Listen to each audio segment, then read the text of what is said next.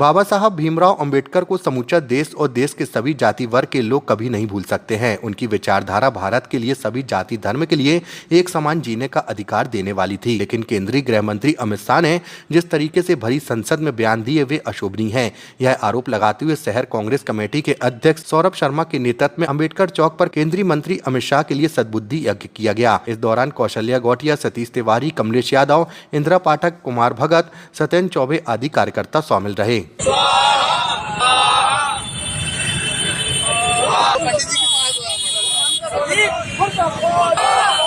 अंबेडकर जी, अंबेडकर जी, अंबेडकर जी, अंबेडकर जी, अंबेडकर जी, बाबा साहब, बाबा साहब, बाबा साहब।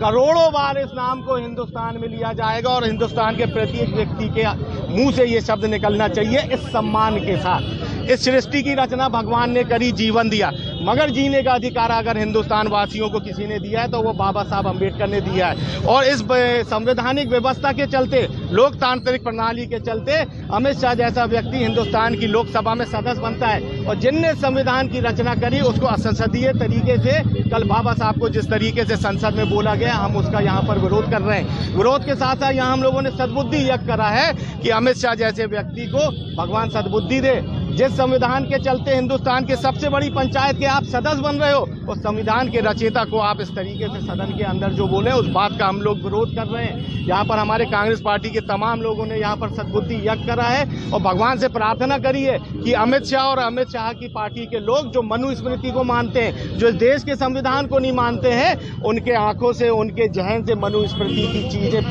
पत्ते जो हैं वो ओझल होए और संविधान पे उनका ध्यान आए। ये देश संविधान से चलेगा, ये देश संघ के संविधान से नहीं चलेगा। हमने उस बात को आज यहाँ पर बाबा साहब के समक्ष यहाँ पर प्रार्थना करी है कि भगवान अमित शाह और उनके जैसे जो भारतीय जनता पार्टी के नेता हैं उनको सद्बुद्धि दें और हमारा जो संविधान है उसको प्रणाम करें, उस संविधान के रचयिता को प्रणाम करें।